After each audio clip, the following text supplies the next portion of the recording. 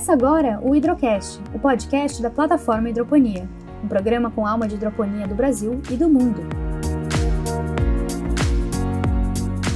Esse programa conta com a parceria da AgriMilênio e Axo. Na apresentação, Roberto Luiz Lang, CEO da plataforma Hidroponia.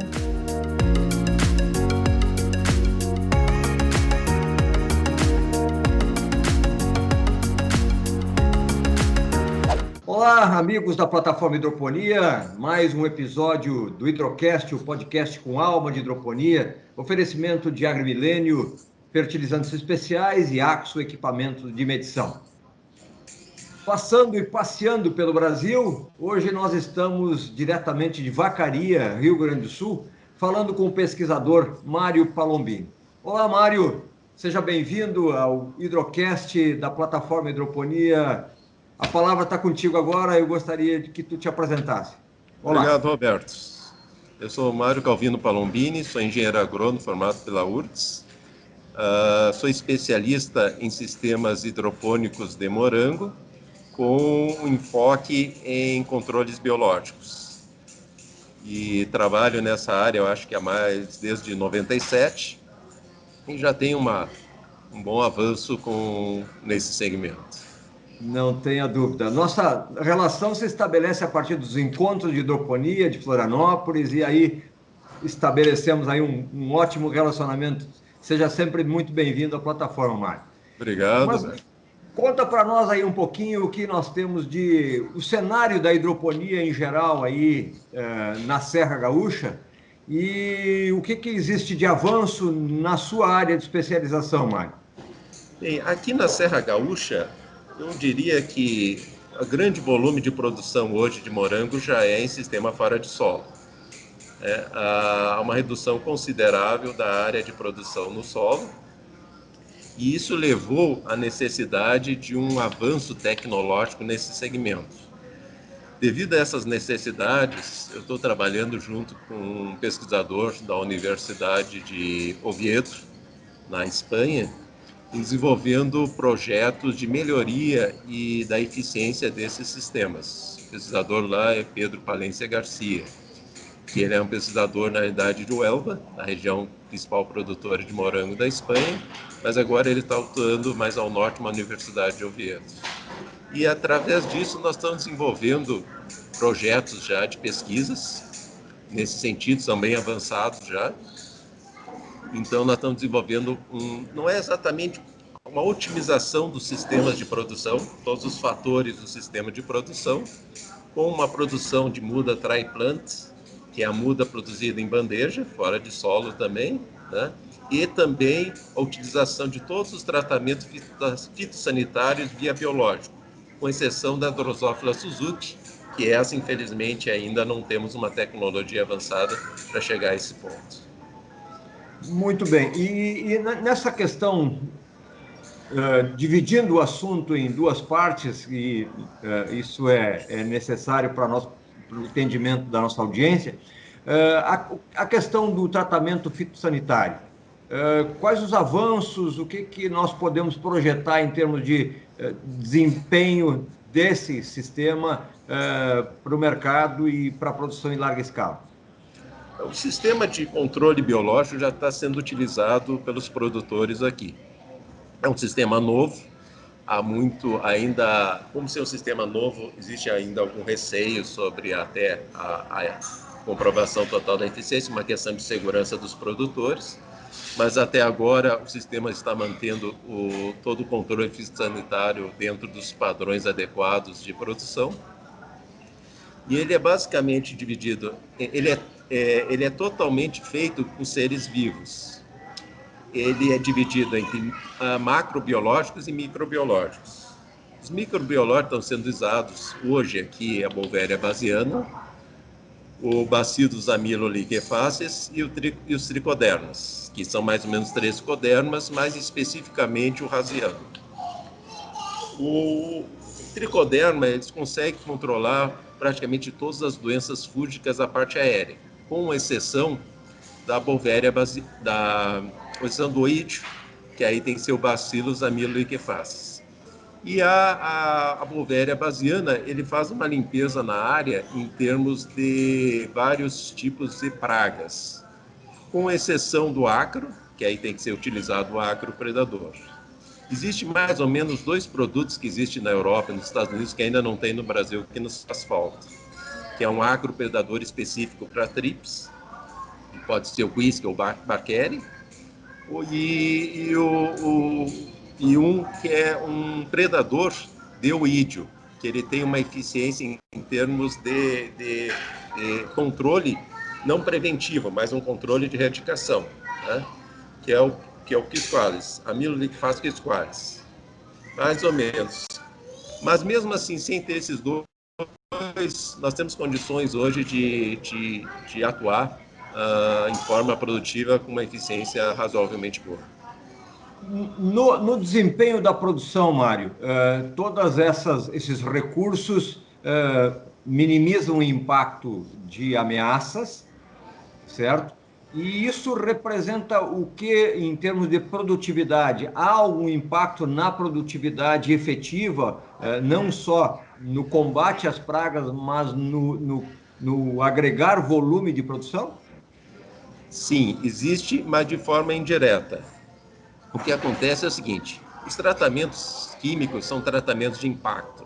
Então, tu aplica um tratamento químico e para poder colher, já que ele tem residual, ele tem que reduzir a sua ação rapidamente para fazer a colheita.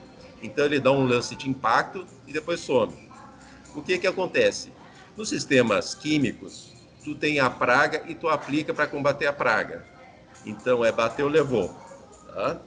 Mas quando tu adota esses sistemas, tu tem o dano econômico, porque tu só utiliza quando já tem a doença, e aí tu tem uma perda de produção. Os controles biológicos são controles preventivos. Então, tu aplica nas áreas, ele se estabelece e ele impede com que as pragas e a doença surjam. Então, dá a impressão que a praga e a doença não tem. Isso aumenta a produtividade e reduz as perdas por causa das doenças e pragas na lavoura. Então, ele tem uma eficiência maior nesse sentido. Na verdade, é toda uma ação de prevenção. Exatamente. Tu tem todo um controle. Para cada praga e doença existente, tu tem uma estratégia. Que não é somente a questão de utilizar como é o químico. Tu tem toda uma questão da nutrição da planta, tu tem toda uma questão de manejo, tu tem uma questão da plasticultura, caso necessário, tu tem técnicas alternativas que tu pode usar. Existe também, que está hoje surgindo com muita força, é uma sigla em inglês, se chama BCAS, que em tradução significa Biológico Controle de Agentes Simultâneos. Então, vários desses agentes, eles atuam comutantemente. Então, por exemplo, eu posso citar que o tricoderma, ele produz substâncias químicas que ajudam a degradar a parede dos insetos, facilitando a entrada da Bovéria bassiana e sua infecção. Por exemplo, em termos de ácaros, em termos de ácaros predadores para trips, o ácaro predador, mesmo que for o californico, que não é especialista, ele consegue comer os ovos e as larvas do primeiro íster. Já a Bovéria, ele ataca bem as larvas de segundo íster e adultos. Então, eles atuam em conjunto no controle, cada um numa fase diferente. Só que, por exemplo, a larva do segundo íster, que é uma larva maior, o predador já não consegue comer. Mas, no entanto, ele causa um ferimento. E esse ferimento ajuda a entrada da Bovéria bassiana, que é um fungo patogênico de insetos, controlando a doença. Então, essas atuações conjuntas é que fortalece todo o sistema. É, na verdade, uma força-tarefa pronta para entrar em operação. Exatamente. Então, conforme for a situação, tu usa estratégias diferentes para aumentar a eficiência. Falando um pouquinho para a nossa audiência, que nem todos são agentes, são engenheiros agrônomos, como é que se implanta isso? Vamos falar de uma maneira prática, como é que se implanta nestes ambientes todos esses agentes defensores da produção de qualidade? Bem, cada um tem um sistema diferente. Por exemplo, os microbiológicos, que são, por exemplo, fungos e bactérias, tá? Tu aplica como se fosse uma pulverização, mas tu tem que ter um molhado bom e tu tem que botar um espalhante adesivo siliconado para se espalhar bem. O que acontece? Ele se instala sobre as folhas e aí eles começam a combater. Por exemplo, alguns deles, como por exemplo os bacilos, eles produzem substâncias químicas que degradam a parede. Tá? Já o tricoderma, ele percebe a presença da doença, se desenvolve em direção à cola na doença, nas hifas da doença, tá?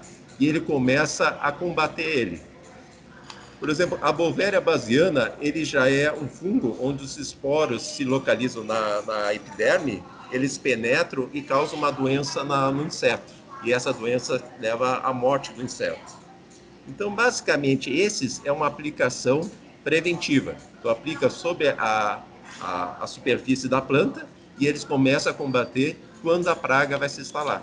A doença vai se instalar, praga ou doença. Já, por exemplo, os macros, já existe duas maneiras. Existe, por exemplo, os predadores e são os parasitas.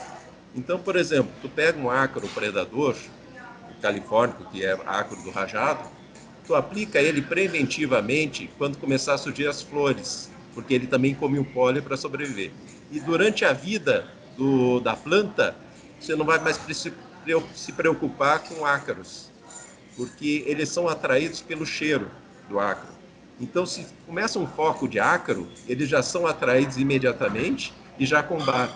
Geralmente, a eficiência do combate do ácaro predador é superior à capacidade de monitoramento. Quando já tem o foco, já está praticamente no final da evolução de todo o processo. E tu tem os parasitas. Sim. Por exemplo, os parasitas, por exemplo, tu pode pegar o tricograma, tá? Que é uma mosca que coloca ovos nos ovos das lagartas.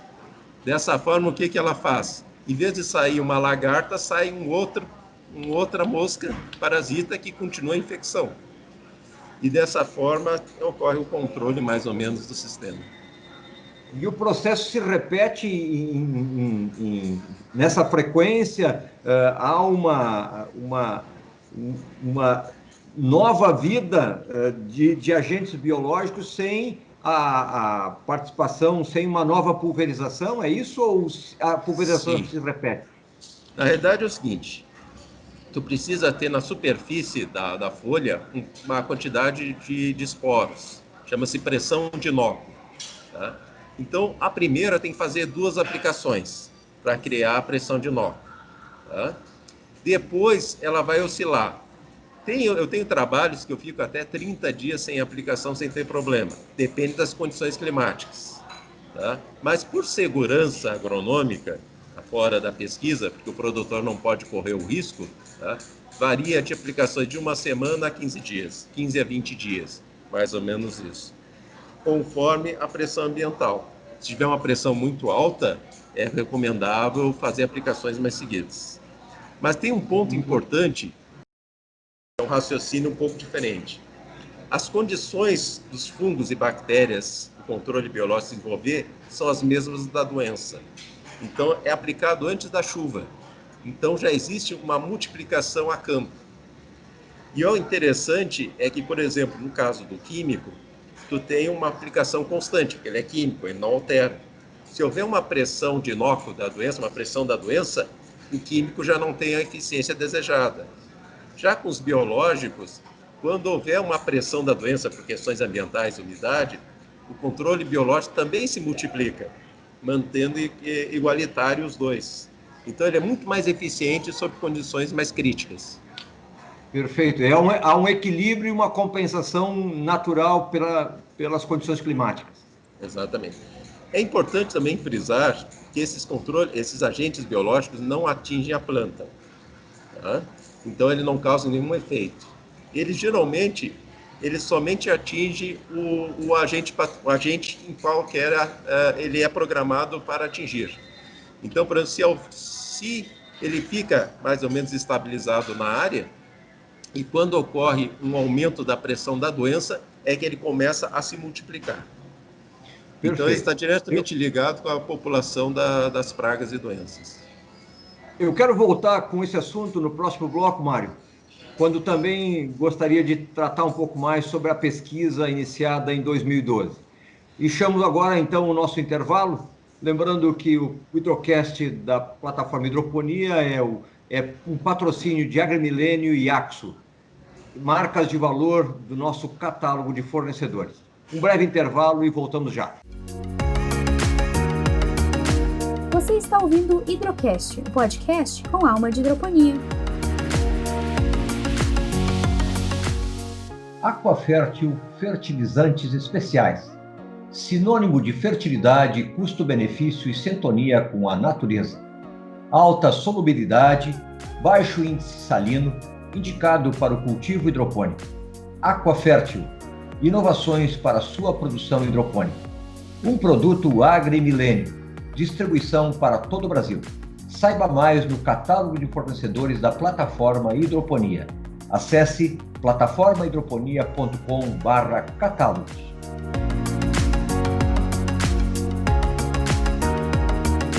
Axo, instrumentos de medição. O equilíbrio dos parâmetros de pH e condutividade elétrica são essenciais para o perfeito desempenho da hidroponia. Conte com a Axo na sua medida certa.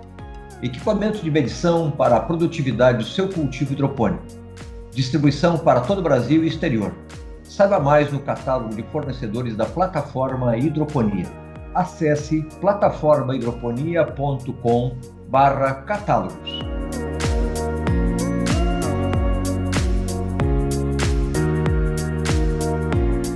Catálogo de fornecedores, consultores e produtores. Um ambiente de negócios para aproximar contatos e promover resultados. Participe e seja uma marca de valor.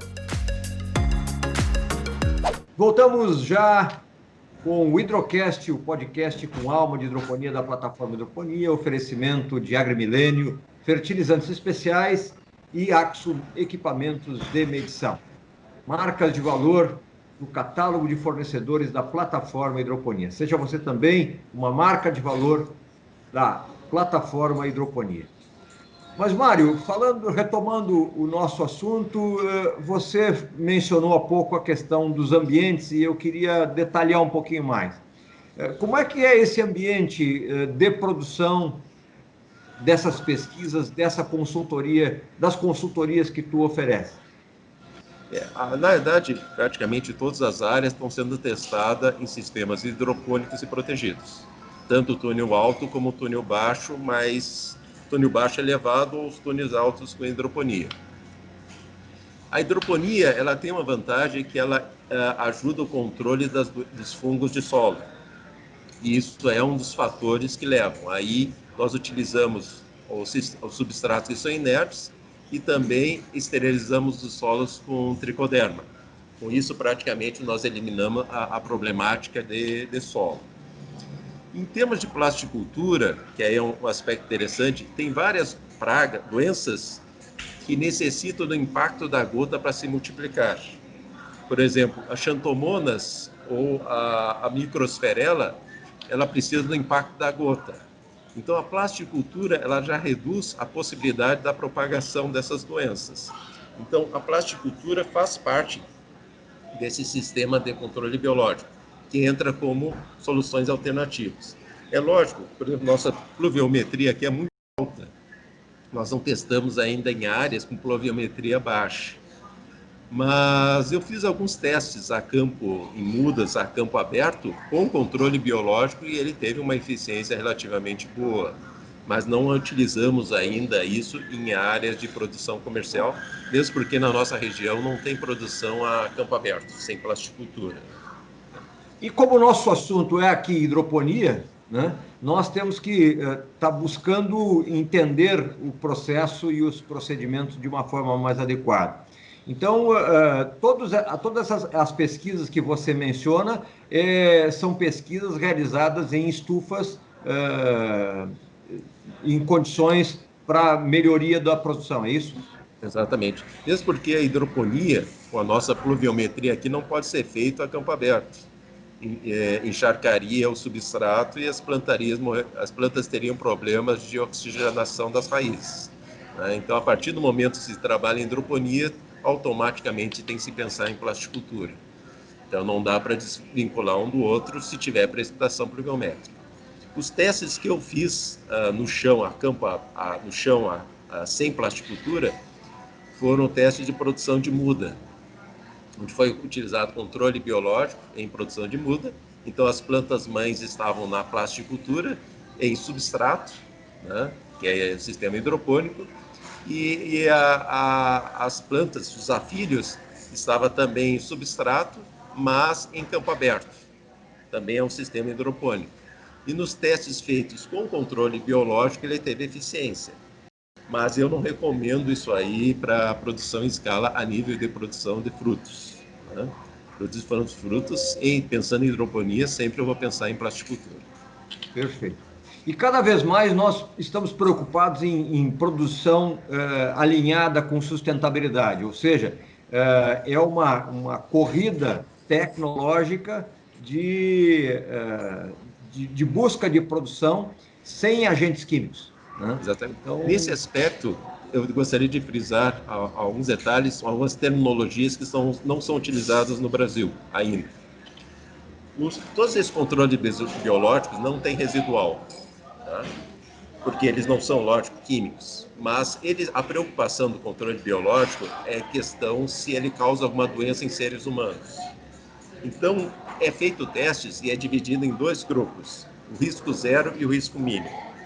Eles pegam todas as avaliações médicas nos últimos 100 anos, que é desde o início, e vê se algum desses controles biológicos ocorreu alguma infecção humana em todo o mundo. Risco zero é que nunca houve uma infecção humana, tá? Se ocorrer, será a primeira da história da humanidade, desses controles biológicos. E o risco mínimo é que quando ocorreu, em alguns casos, no mundo todo, durante 6 anos, que fosse facilmente reversível. Por exemplo, teve uma senhora que teve um problema de leucemia em estado terminal, ela houve uma infecção dos mesmos agentes biológicos, mas foi facilmente revertido. Lógico que ela possivelmente foi a leucemia, mas ele teve uma atuação. E casos muito raros e muito específicos. Então, esses são chamados de risco mínimo. E esses dois tipos de agentes biológicos são permitidos. Fora isso, nós não utilizamos. Então, a segurança alimentar é impressionante quando se utiliza controles biológicos dentro de um critério técnico. Tudo isso em favor da nossa sociedade e do nosso mercado, né? São contribuições que a hidroponia oferece e permite que se desenvolvam alinhadas com esses preceitos de sustentabilidade. Exatamente. E isso lá na Europa já está tendo uma terminologia diferente. É um selo que é resíduo zero. Quer dizer, não tem absolutamente resíduo nenhum na fruta. E aí eles recebem uma prateleira específica para isso. Mas ainda nós não chegamos a esse nível aqui. Nós estamos na fase mais inicial aplicando em área comercial, na fase inicial ainda, então não atingiu o mercado assim com os produtos comerciais. Mas tudo tem um início, né? Tudo certo, vamos chegar aí. Hã? Sim, exatamente. Estamos trabalhando para isso.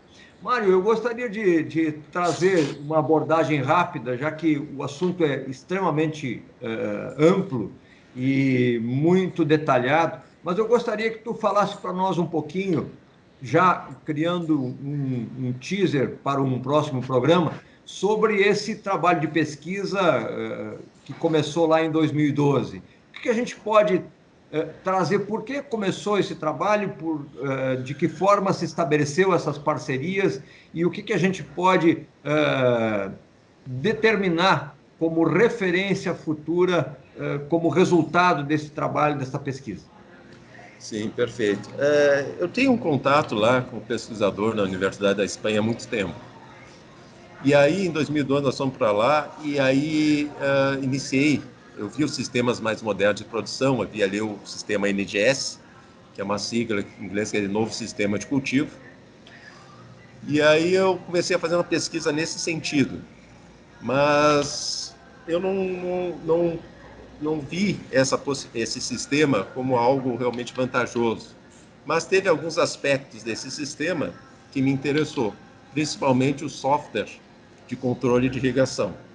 Então, a partir desse software, eu passei mais ou menos desde 2012, terminei agora faz uns 2-3 anos, uns 4 anos, eu adaptei esse software às nossas condições climáticas, eu alterei o software.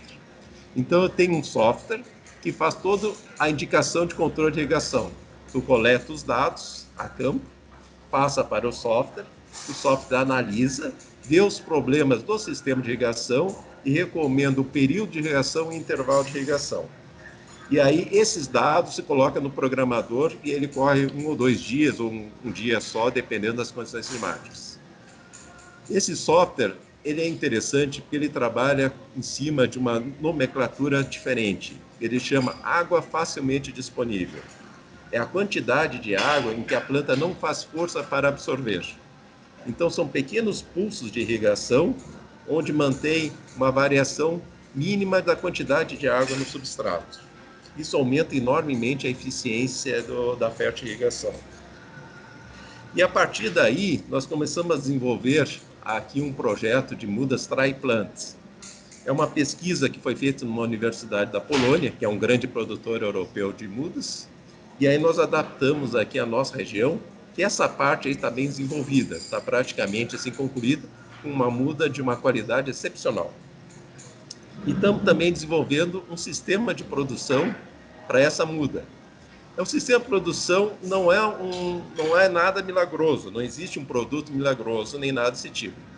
É avaliado todas as características de produção e é deixado todas as características na situação ótima, mas tudo matematicamente calculado, né? Então, tem toda uma questão nesse sentido. E aí tem uma questão da adubação, do tipo de substrato, da quantidade de substrato, da rega, que é controlado pelo software, tá? Do tipo de muda, do espaçamento. Tem 2 tipos de adubação, uma adubação de crescimento, uma adubação de manutenção, período de início de rega, início de final de rega durante o ciclo, durante a época do ano. Isso afeta também o controle fitossanitário, que as plantas ficam muito menos suscetíveis a doenças, tá? O tipo de fila, se é fila dupla ou é fila simples, conforme a variedade, as características das prateleiras, se dependendo das condições de iluminação, se é horizontal ou é vertical. Também é levado em consideração o ciclo da cultura. Também tem muita importância a época de plantio dela, tá? E o tipo de muda, se é uma muda tri-plant, uma muda de raiz nua, ou se ela passou por câmara, ou ela é uma muda fresca. Então, é avaliar todos esses fatores para ver qual desses fatores é o melhor para chegar ao melhor resultado. O que se refere à raiz nua? Qual é a diferenciação que tem, você mencionou agora há pouco? É que existe 2 tipos de mudas. Existe a raiz nua, que é aquela convencional que fica aparecendo as raízes, que é retirado do solo, é lavado, tem todo um trabalho e tem uma agressão à raiz. Existe a muda chamada tri-plant, bandeja. Ela é desenvolvida num substrato. Então, tu planta a muda com o substrato, acopla no slab ou na calha. Essa é uma muda muito mais estável, é mais produtiva, ela sofre menos estresse, ela inicia a produção antes e tem um vigor bem maior. É a melhor muda hoje que existe no mercado mundial, são as mudas tri-plants. Então teve todo um trabalho de pegamento, de modelo de produção dessa muda para que ela tenha o melhor resultado possível. Muito bem, temos aí já a chamada para o nosso próximo Hidrocast. Saiba mais sobre as raízes nuas, certo? Certo, e as mudas tri-plant. Exatamente. Muito bem, Mário. O tempo nos cobra e nós temos aí a grande oportunidade de acompanhar o teu trabalho de pesquisa e já de imediato convido a nossa audiência para, na sequência, nos próximos dias, termos mais um programa falando especificamente sobre essa pesquisa e os avanços que foram alcançados a partir daí. Mário, grande abraço, muito obrigado pela tua presença. Uma marca de valor também do nosso catálogo de consultores da plataforma Hidroponia. Está aí aberto para a tua mensagem. Obrigado aos ouvintes. Espero que tenha sido útil as explanações que foram feitas e que as inovações tenham sucesso para que nós possamos evoluir esses sistemas e cada vez ter respostas melhores a campo. Perfeito. Muito obrigado, Mário. Um parceiro de longa data desde o início da revista Hidroponia e nos orgulha muito e o teu prestígio, a tua participação aqui conosco. Obrigado. Grande abraço. O Hidrocast, o podcast com alma de hidroponia, oferecimento de AgriMilênio e Axo, marcas de valor da plataforma Hidroponia. Até a próxima. Você ouviu Hidrocast, o seu programa sobre hidroponia no Brasil e no mundo. Acompanhe os programas anteriores e muito conteúdo sobre hidroponia no site www.plataformahidroponia.com.